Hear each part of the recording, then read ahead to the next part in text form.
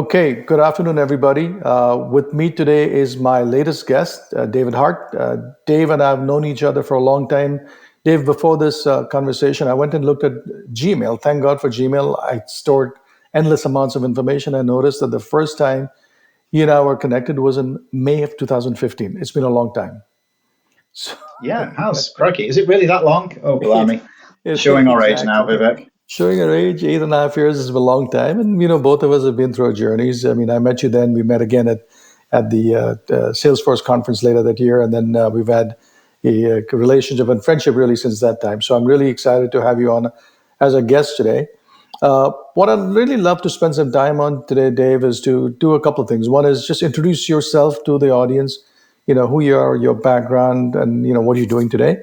And then we can get into some of the topics that are of interest to me based on the experiences I've had for the last, not just a decade with ServiceMax and previous, but the couple of years before that in the service business. So maybe a little bit of an introduction to yourself, Dave. Yeah, thanks, Vivek. So yeah, I'm Dave Hart. I started in 1983 as a field service engineer. So there you go. I'm sure you guys can do the math a lot better than I can, but I've been doing it a long time. I started on the tools and I loved it. I was a service engineer. I was out in the car every day, 4 or 5 visits a day. It was a very simple life, I suppose, looking back on it, but thoroughly enjoyable. I worked on photocopiers and printers. And I remember chatting with my father one day and he said, son, you'll never get rich getting your hands dirty. And I thought, well, he's got a point because as you well know, a lot of us engineers are not really as well paid as perhaps we should be. Yeah. So I asked for a promotion and I ran a small team of 8 guys, which was interesting going from being, in a peer group to actually managing people, which was an interesting transition for me. And I learned a lot from doing that. And then just, I got a bigger team. They then asked me to go to the Republic of Ireland where I set up a service department for them. And just eventually got promoted. And eventually I joined Pitney Bowes, which a lot of people know Pitney for its famous, I guess, for its Frankie machines, but it's now a very big software company. And I ended up as the vice president of the European service division there. So I had a $200 million P&L, 1,000 service engineers. So it was a very, big, stressful job. And as part of that, we were looking at our technology stack. And at the time, we were Siebel users. And Siebel really wasn't doing what we needed it to do. So I went to see the CIO of the company and said, look, I want to change the technology stack. At the time, we were investing heavily in Salesforce.com for CRM particularly. And he said, if you align, a system on Salesforce, then, come to me with a proposal. So that's how I kind of stumbled across ServiceMax, really. We implemented, we were one of the first customers to go live. Obviously a big customer for them at the time in their transition in terms of their growth. One of the first customers ever to go on iPad. So wow. I never forget telling the CEO that I was about to buy service engineers 1,000 iPads. And he was like, oh my goodness, they'll break them all within a week. But they didn't. Very successful implementation. And then I ended up joining ServiceMax, which was a great ride, which I'm sure we'll talk about as we go through this. But I left ServiceMax after obviously they were acquired by GE and then divested from GE into Silver Lake. I left in April 2020. And one of my colleagues there, Mark Homer, and I, we were very much instrumental in the global customer transformation team within ServiceMax.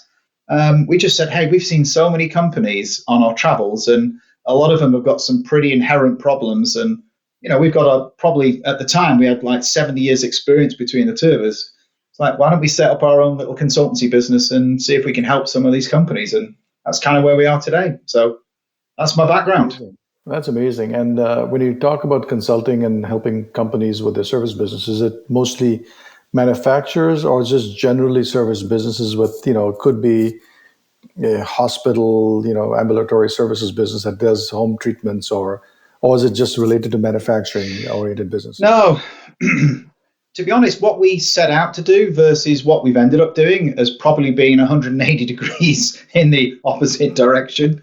We thought we'd go into a bunch of companies that were going through sort of transformational periods where they really needed help from other people that have been through that same journey. There's been an element of that. But what we're finding is that field service is a very niche marketplace right now.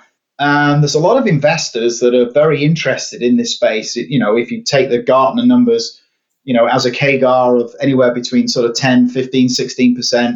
So it's growing quite rapidly. Obviously, there are more service engineers out there than there are salespeople. So it's a huge marketplace. So we're doing a lot of work with VCs, private equity companies, investment bankers, looking to get into this space and needing help sort of navigating who are the movers and shakers, what's going on in the industry, where's the industry going, what should we look at, what are complementary acquisitions we could potentially make. So we're doing a lot of that kind of work, plus a lot of enablement work. Companies selling into field service organizations don't really understand the language of field service. Mm-hmm. So, we try and move them from selling a product, if you like, selling a license, to actually having a relationship and building a core relationship with a prospect and then ultimately a client. So we're doing a lot of focus in that area at the moment.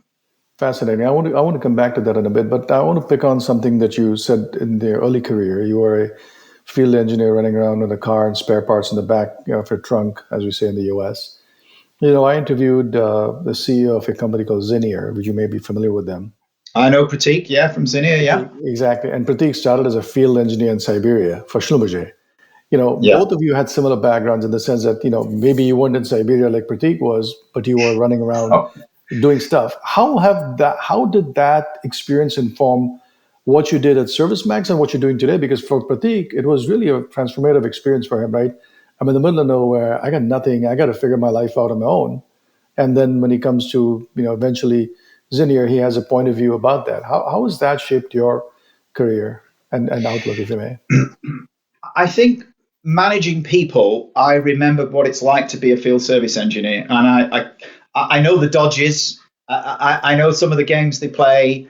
I know when you set up, how you want to measure a team operationally, that the team soon finds out how the system measures them and then how to play the system, because I did it myself. So, as we say in the UK, poacher turned gamekeeper was kind of the way. So I felt like I could very much connect to field service engineers that work for me. And obviously, and I mean this with the utmost respect, the higher up the organization you go, the more removed you are from that kind of grassroots level. But I used to like to go out with engineers. Dave Yarnold and I, the CEO from ServiceMax, Dave loved the idea of ride-alongs, where people who worked in ServiceMax, we used to arrange ride-alongs for them. Mm-hmm. And, somebody in the product team or somebody in marketing who, would spend a day with an engineer would come back just enthused about, what these guys and girls do every day, some of the pressures that they face, some of the issues that they have. And I think that really helped us embed into our product, trying to come at this from the engineer's perspective, rather than some of the high level, perhaps business objectives that you may drive into a product like ServiceMax. What's it like from the bottom up and how to use ServiceMax? So I'll give you a good example. I sat with a prospect one day and they were going, we love this tool, and why don't we get it to do this? And can we get ServiceMax to do that? And I was going, hey, this is great. But, you're going to build something like 120 button presses for a service engineer to close a work order, given the amount of information you want. Then you've got to think about the experience from the service engineer. They're going to hate that system because it's just become just a big admin burden. So having those kind of experiences from grassroots level and be able to bring those forward, both into Pitney and ServiceMax, I think helped me a great deal. When you explain the way you did it in terms of real life, living a job, doing a job, and therefore the impact on the technology and tools you develop, and you translate that in the role that you took on with ServiceMax, and to some degree what you're trying to do now with Field Service Associates, which is a notion of transformation. I've always been fascinated by the title you had in the early days before you took on customer success as well. What was the transformation that you guys were trying to either enable or engender or help your customers manage? What was going on in your customer base back then? Yeah, it's a great question. When Dave and I originally discussed me joining ServiceMax, I said, what role do you want me to play? And he said, I've no idea, but I just know we need somebody like you in our organization. I want somebody that's run a big field service organization, and I want somebody that's implemented ServiceMax and knows, what that journey looks like. So I said, okay, so, what do you want the title to be? And we over email banded around all of these titles. And in the end, we came with global customer transformation. And the reason we chose the word transformation, we thought it was important. There were a couple of things that needed to happen. I mean, I joined in 2013. And if you read the Gartner Magic Quadrant in 2013, all they ever talked about was scheduling and optimization. Mm-hmm. It was all about Click and TOA and Schedule 360, those kind of guys.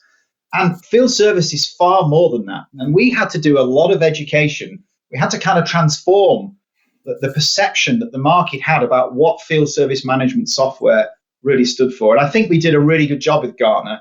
I mean, if you remember the journey of ServiceMax, we went from bottom left in the quadrant way up to sort of top right and became very much one of the leaders in the space because we were incredibly forward thinking as an organization and constantly innovating. So I think that was my first job. So Dave literally threw me out into the world and said, go to seminars. I want webinars. Let's do white papers. Let's do thought leadership. Let's try and educate the market and transform the market to understand what field service is really all about. So I think that was the first element of my role.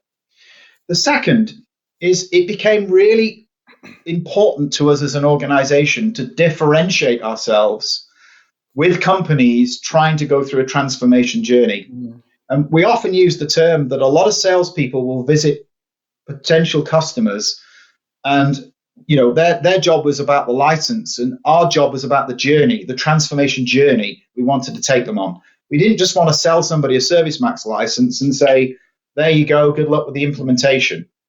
So we wanted to go with them on the journey. So we ended up hiring 7 people in that group, and they were all ex-industry leaders, people who'd run big field service organizations themselves. And probably one of the best engagements I had with the client. We had a prospect come in to see us, and they said, listen, we spent all day yesterday with Salesforce and we love their solution. We really did. We were bowled over by it. And frankly, you guys need to knock this out of the park today. And I said, okay, well, we understand. So, our solution consultants started demonstrating our product and so on. And then we started asking the client some questions about their own business. And the beauty about running a big organization and helping companies transform is, we could go as deep as they wanted us to go because we know field service and we know how they operate, sometimes better than they know how they operate. And I remember this prospect turning around to him and he said, wow, you guys really understand this space. And we said, yeah, absolutely. Mm-hmm. So from that, we talked about building Field Service University. Mm-hmm. So everybody in ServiceMax went through Field Service University, from the lady that answered the telephone on our reception right through to the CTO of the company. Everybody went through it, and obviously to differing degrees. So people like our solution consultants would spend 4 or 5 days being taught about how field service organizers operate, how they're measured, what are some of the operational factors, what are some of the fiscal factors, and we believe that really gave us an edge. So transformation was very much part of my role, both with the marketplace, both with customers, and then internal transformation for ServiceMax itself. So I was going to say the transformation is both internal and for your customers. Obviously the internal transformation must have been interesting because ServiceMax was a bunch of engineers in Bangalore and Pleasanton, right? I mean, the typical Silicon Valley, there's a bunch of smart people building stuff who needed to get both sensitized and sensitive to what the end user does or doesn't do or needs or doesn't need, right? That's point number one. But talk to me about the transformation on the customer side. You mentioned that you gave the story about the prospect recognizing you guys knew a lot.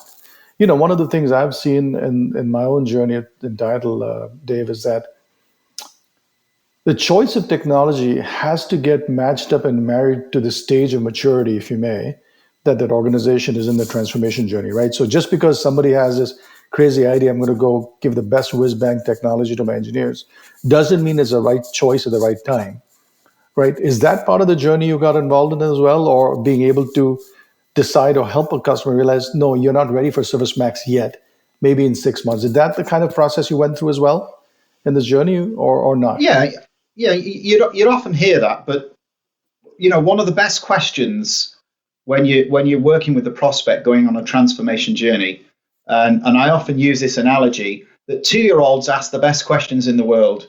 Because if you've ever had a 2-year-old child, you know the number one question they ask is why. You know, why can't I? Why can't I do it? Why can't we? You know, Right. and I would sit with prospects and say that's really interesting, because sometimes they would really want to bend ServiceMax outside of what we would consider our best practices. Right. And I would say, why do you want to do that? Explain to me your business, or explain to me your business process, and why you feel it's really important that we customize, pretty intensively in some areas. And more often than not, when you talk to them about it, they had some, let me give you an example. I talked to a prospect once and I said to them, what's your first time fix rate? And this guy said, it's 100%. And I said, that's impossible. And he goes, no, it's 100%. And I was saying, okay, how do you measure that? And he goes, well, if I send an engineer out to a site and he doesn't have the part, I put him in a hotel that night, I fly the part out to him, and he goes in and fits it the next day, 100% first time fix. And I was like, yeah, you see, that isn't. Yeah. The reason you measure first time fix rate primarily is 2 reasons. One, you want to understand the performance of supply chain in terms of what sits in the engineer's trunk stock.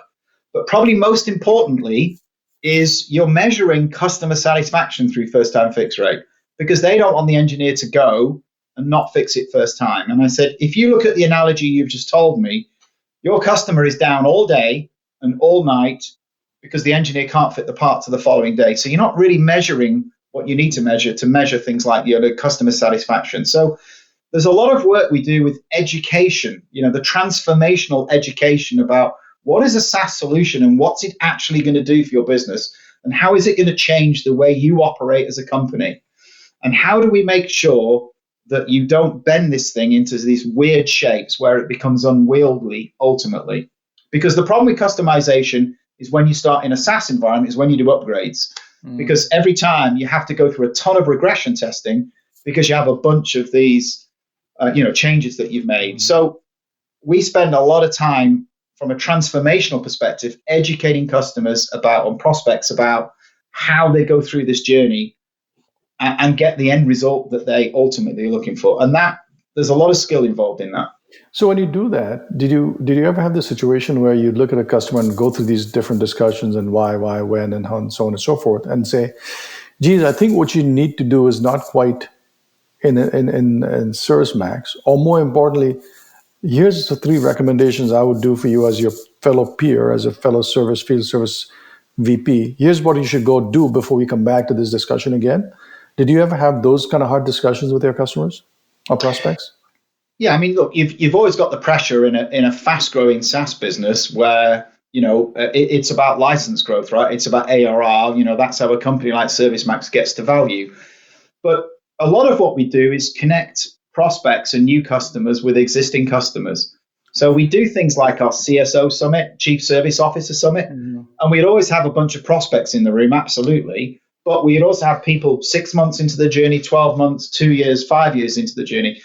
And that was incredibly powerful because people are listening to a peer group, like-minded companies, maybe with the same kind of engineer headcount, or even in some cases in the same type of industries, listening to the experiences of others and what they've been through.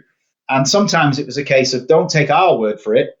Go talk to some of our existing clients who've been on the journey you're on and what they've learned from this and what they would do differently. And I think that's where the relationship and the trust comes in your relationship, because it's not always sunshine and roses. Right. Not every implementation goes in beautifully and slides in and they get immediate value from it. People do have problems. Yeah. But the ability to connect them with other customers who've been through that same journey, I think, is really, really important. So that was part of the whole thing, is building as part of the transformation journey, connecting them with other people in the same part of the process as who've been through the experience, so they know what to look out for and what not to look out for. Absolutely, yeah. Well, I'm going to ask you a couple more questions on this transformation thing, because to me, it's actually fascinating, right? I've come from a similar background in the sense that I'm not a software guy. I just happened to start a software company. But having been an operating leader for a long time, I recognize that this whole notion, I call it a trifecta of people, process, and technology, has to really be in harmony all the time for success to take place. When you consider the market you sold to, which is anybody in field service, and I'm going to now bias it a little bit towards my sphere of maybe expertise or knowledge is, which is manufacturing companies with service. What trends did you see? What are the things you saw in your target market personas, maybe the VP of service? Because at Entitled, we sell to the VP of service. What are the changes you saw over the last 10, 15 years in that persona called VP of service in manufacturing that look and say, look, here's what I've seen them evolve into over time? Because I'm curious about that from the transformation mindset and perspective. Yeah, it was interesting. I mentioned before that I left Pitney in July 2013. I had a $200 million P&L, but my maximum sign-off for capital expenditure was $2,000. I would go to a QBR, sit in the boardroom with the CEO and the CFO.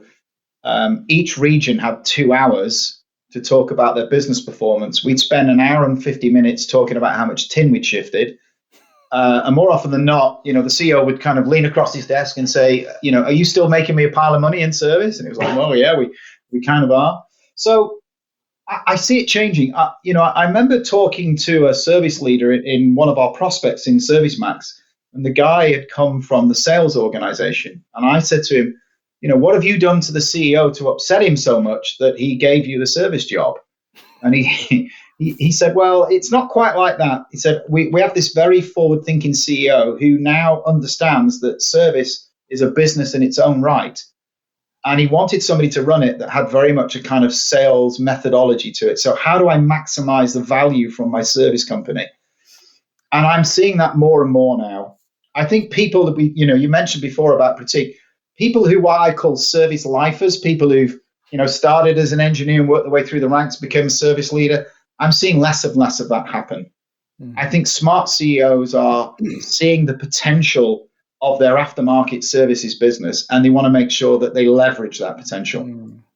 So I think that's going from the outhouse to the front house, right? To some degree. Yes. Yeah. Very much from the necessary evil, which is how a lot of companies saw, we build something, it's going to break, so I guess we need to look after it and service it. To very much seeing that, and I mean, again, if you look at the whole servitization piece and you look at outcome-based, you're flipping your business model completely, from a CapEx to an OpEx model. And you need very, very smart people running your service business to make that work for you.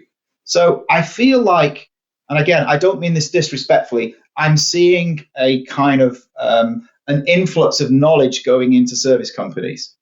However, there's still an awful lot out there where, you sell into a service leader and that might have a 6 or 12-month sales cycle. And the service leader goes, great, hey, Vivek, I love what Entitled are doing. By the way, I'm now going to introduce you into the CFO, the COO, and you go through another whole bunch of selling cycles because you realize the service leader cannot make a decision financially. It's not within their power to, ingest a new piece of software and deliver value through it. And I think that's got to change. Okay. I really believe now that companies that take their service businesses seriously and see them very much as a profit center are going to drive this kind of behavior. So I'm hoping some of those sales cycles will get shorter because, service leaders, like anybody else on the C-suite, need to have their feet in the fire. They need to make sure that what they invest in is going to deliver value for their organization. I hope you're going to start seeing those changes, Vivek. It's actually well overdue, right? So, just like you, I've been around the block a couple of years. And back in 98, when I was at GE, the same company you and I both worked for, except I was there a couple of years before you, Jack Welch was the CEO, service was ascendant, and they were putting the best and the brightest in services to run service organizations. To the exact point you made, which is this is a business. We need people who are forward-thinking, progressive, aggressive, all the stuff you want to do and getting there. And I think those are the kind of jobs that were coveted, by the way, back in 98 at GE, right? And that's what kind of led me to start thinking about service as a big deal when I started Entitled. And to a disappointing degree, I'd say, that I noticed that a lot of what is going on is exactly what you said. My signature authority is $10,000, maybe not 2,000 anymore, 10,000, right? It wasn't really meaningful. And I think seeing that shift has been really important to me to see it. Coming back to your point about sales cycle, what we're seeing actually an interesting shift, and this is something that goes back to the description you gave about Field Service Associates.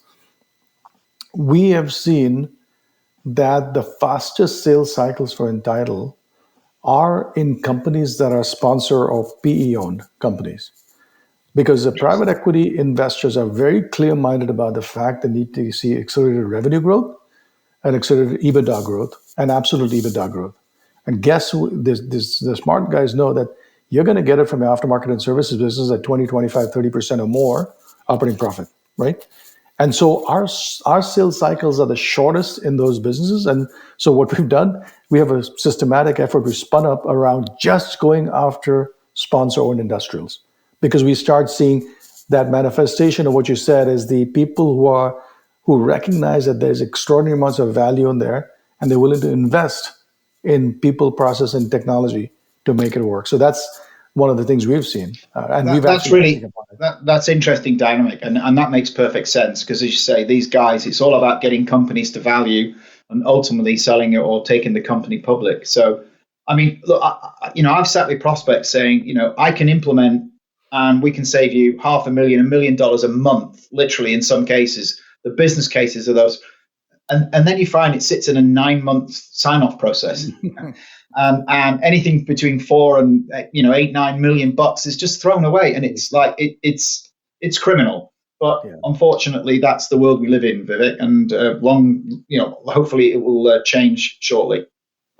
When you pick up on some of the conversation we had before this call as well, in terms of how people are thinking, CEOs and CFOs, you mentioned that you're seeing the transition a little bit of, it's not the last 5 minutes of the meeting, but maybe the middle half of the meeting where service is featured. It's you're getting more of a budget and kind of getting things done. When you think of the work you're doing in the new role as principal at Field Service Associates, advising companies,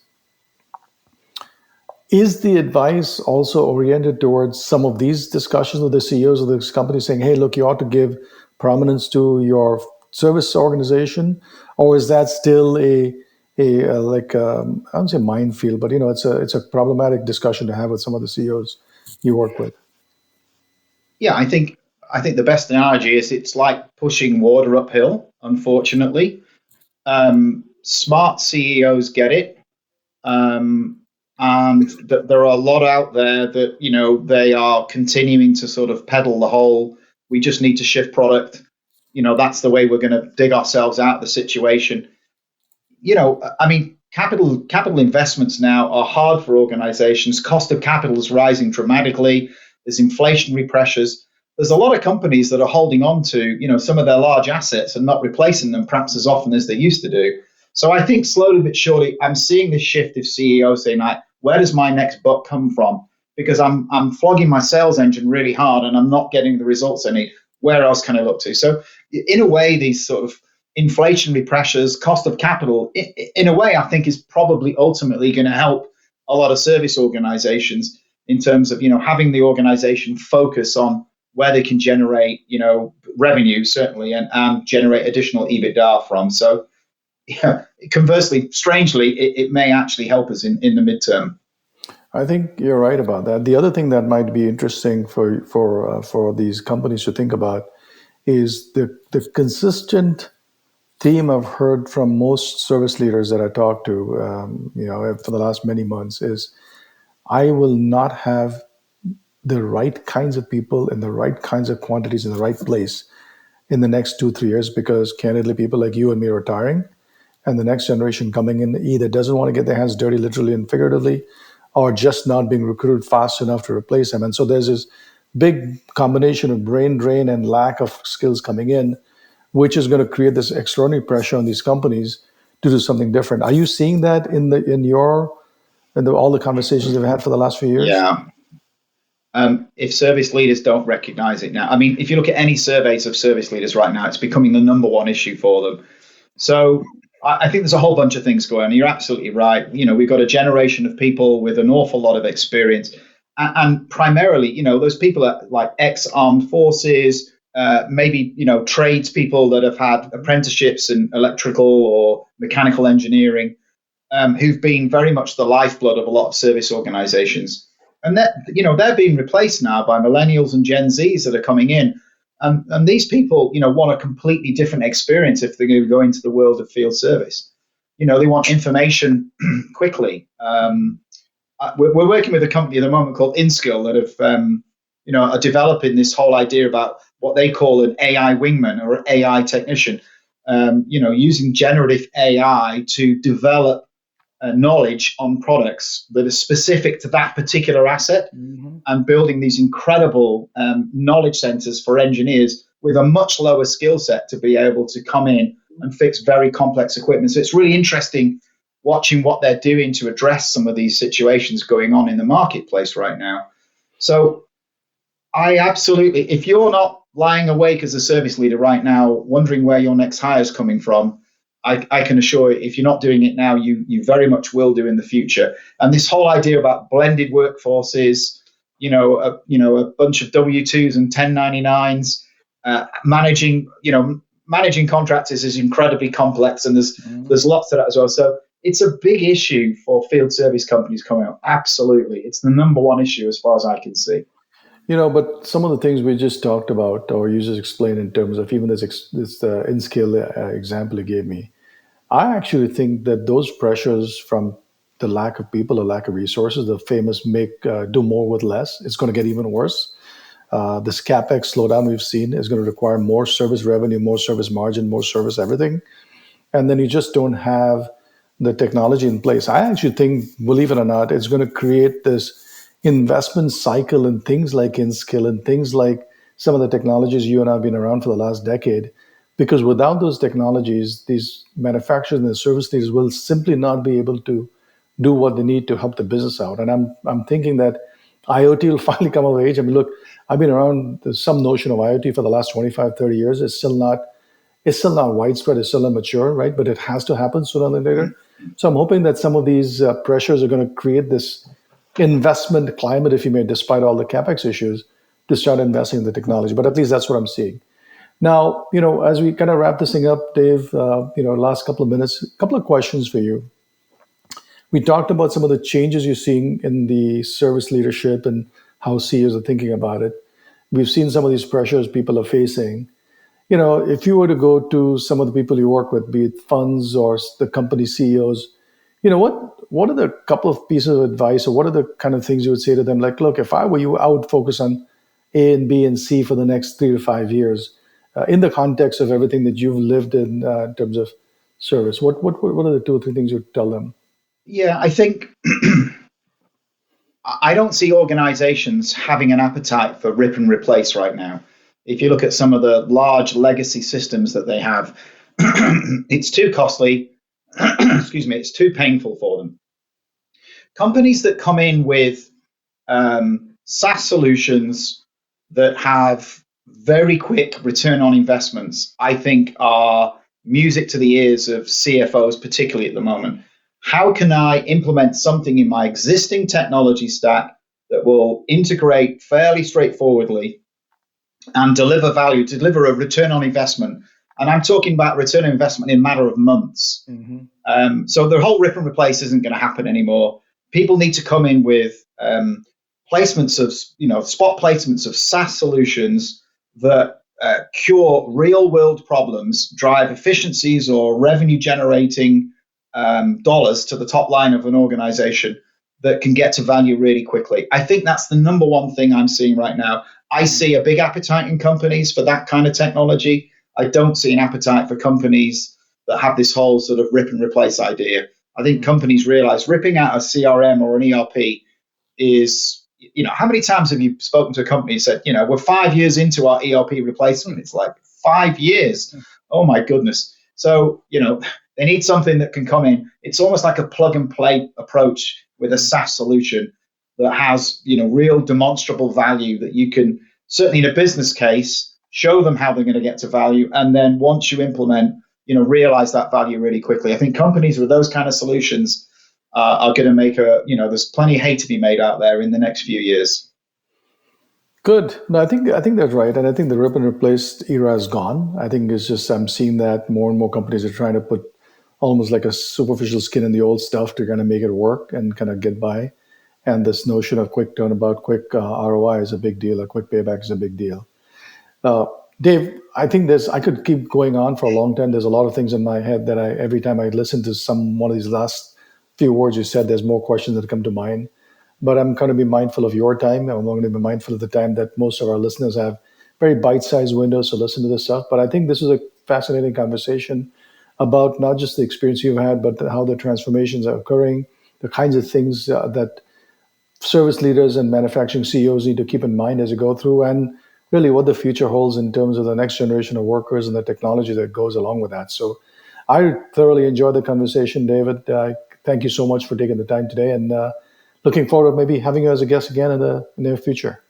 Pleasure, and good luck to Entitled. Thanks. Thank you so much. Thank you, David.